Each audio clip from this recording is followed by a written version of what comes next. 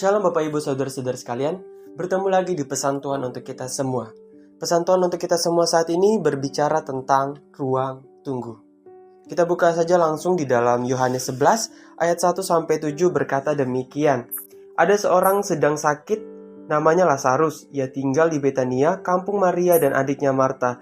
Maria ialah perempuan yang pernah meminyaki kaki Tuhan dengan minyak mur dan menyekanya dengan rambutnya. Dan Lazarus yang sakit itu adalah saudaranya. Kedua perempuan itu mengirim kabar kepada Yesus, "Tuhan, dia yang kau kasihi sakit." Ketika Yesus mendengar kabar itu, ia berkata, "Penyakit itu tidak akan membawa kematian, tetapi akan menyatakan kemuliaan Allah, sebab oleh penyakit itu anak Allah akan dimuliakan." Yesus memang mengasihi Marta dan kakaknya dan Lazarus. Namun setelah didengarnya bahwa Lazarus sakit, ia sengaja tinggal 2 hari lagi di tempat di mana ia berada. Tetapi sesudah itu ia berkata kepada murid-muridnya, "Marilah kita kembali lagi ke Yudea." Ruang tunggu. Mungkin banyak dari kita saat ini berada di dalam ruang tunggu kita masing-masing. Entah kita menunggu sesuatu hal, entah itu sebuah keberhasilan atau itu sebuah pencapaian yang kita sedang nanti-nantikan. Setiap kita memiliki sebuah ruang tunggunya masing-masing dan sangat berbeda satu sama dengan yang lain.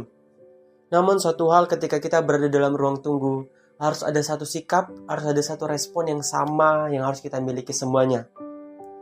Coba kita baca lagi di dalam Yohanes 11 ayat 20-27 berkata demikian. Ketika Marta mendengar bahwa Yesus datang, ia pergi mendapatkannya.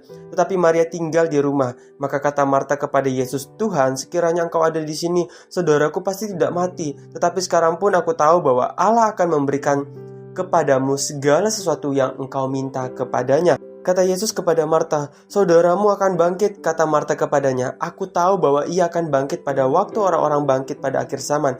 Jawab Yesus, "Akulah kebangkitan dan hidup. Barang siapa percaya kepadaku, ia akan hidup walaupun ia sudah mati.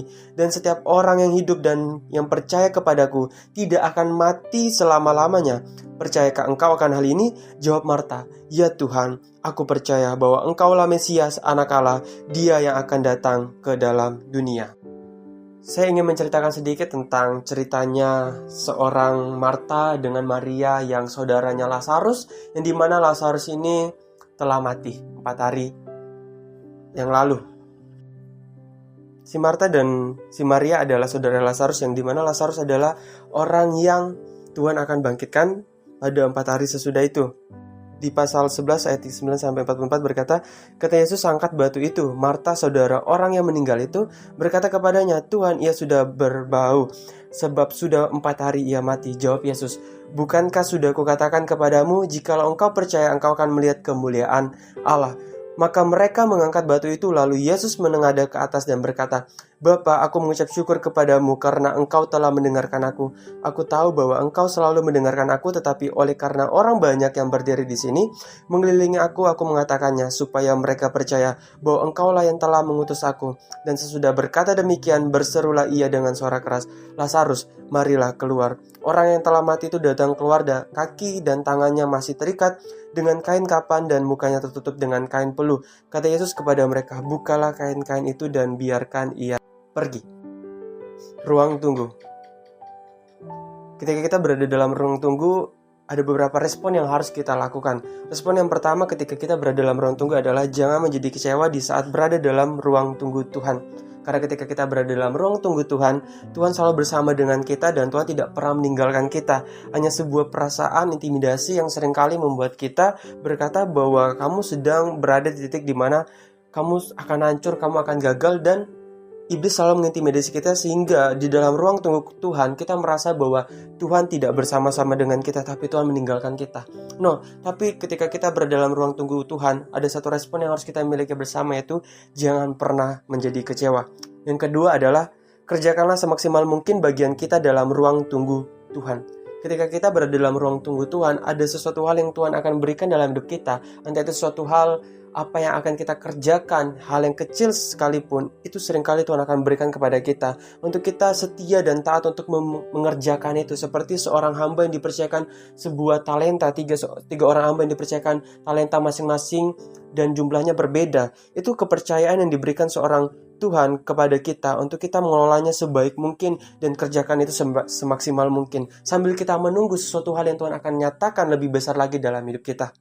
Poin ketiga adalah seberapa lama pun kita di ruang tunggu, tetaplah setia menunggu waktu Tuhan yang terbaik. Ketika kita berada dalam ruang tunggu Tuhan, selama apapun itu, tetaplah setia menunggu di dalam ruang tunggunya Tuhan. Karena ketika kita setia dalam menunggu dalam ruang tunggunya Tuhan, Tuhan tidak pernah mengecewakan kita dan Tuhan tidak pernah meninggalkan kita dan Tuhan selalu bersama-sama dengan kita. Seberapa lama pun Dia akan genapi apa yang Dia akan genapi dalam hidup kita.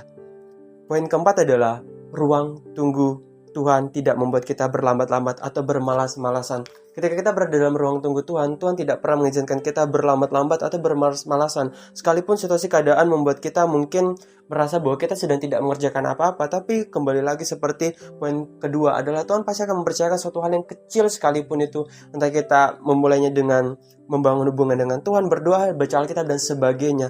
Tuhan selalu memberikan kita sebuah kesibukan yang bisa membuat kita semakin up, bukan semakin down, membuat kita semakin rajin, dan bukan membuat kita semakin bermalas-malasan.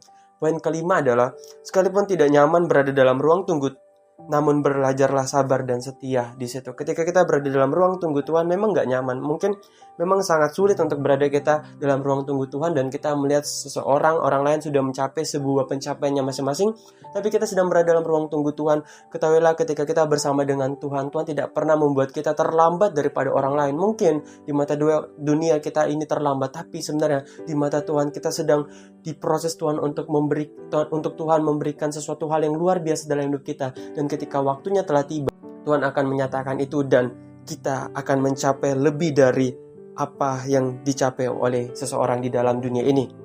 So teman-teman, di dalam ruang tunggu kita, tetaplah bersama dengan Tuhan dan di dalam ruang tunggu kita dan tetaplah membangun hubungan dengan Tuhan. Rajinlah baca Alkitab, berdoa, satu doa pribadi, dan lakukan hal rohani lainnya.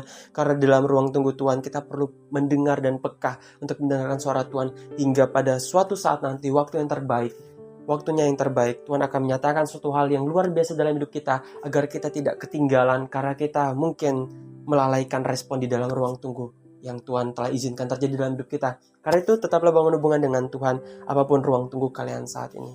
So, saya mau berdoa untuk kalian semua ketika kalian berada dalam ruang tunggunya Tuhan. Kita sedang berdoa, kita berdoa, Tuhan terima kasih Tuhan buat penyertaan dalam kehidupan kami masing-masing.